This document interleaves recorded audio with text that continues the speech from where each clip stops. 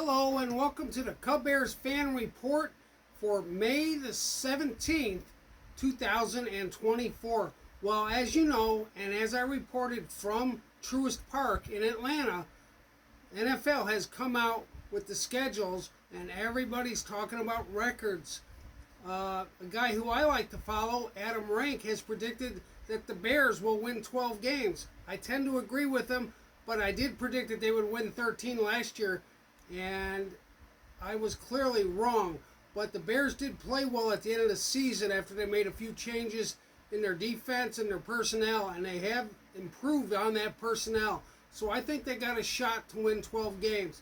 But I found 7 games that are kind of toss-ups that could go either way, and you just never know who's going to get hurt or how it's going to go. But looking at the schedule, I have the Bears starting off at home against the Titans, who they destroyed last year in preseason.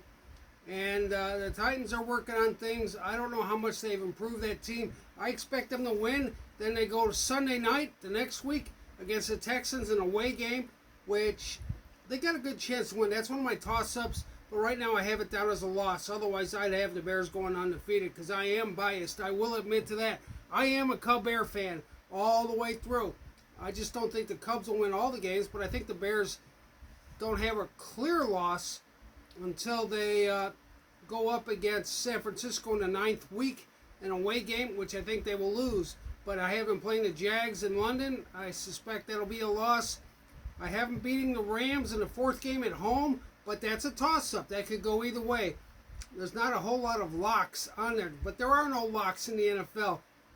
But I'm very confident about the 5th week when the Bears are at home against the Panthers. And their conference schedule starts on week 11 against the Packers. I have that down as a win, but that is a toss-up. That can go either way. Then the Vikings, I think they'll sweep the Vikings this year because they're breaking in a new quarterback. And Justin Jefferson's having some injury issues. I have them losing to the Lions away on Thanksgiving, but beating the Lions at home because they did that last year, and they're a better team than they were last year. So it could go either way. They'll play the Vikings away on Monday Night Football, Week 15, and I think they will sweep the Vikings.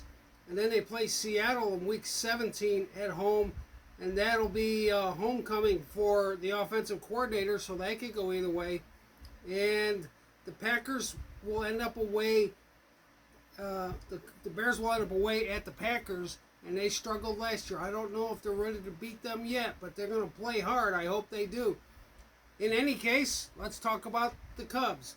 As you know, I was in Atlanta watching the Cubs, and they beat them on the 15th. They lost yesterday 5-4. They kept getting within 1 run, but couldn't quite overtake the Pirates.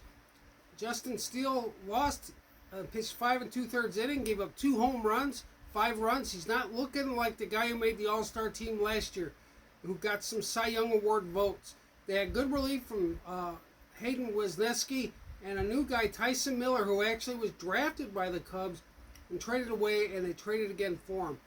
There was a homer by Ian Happ, and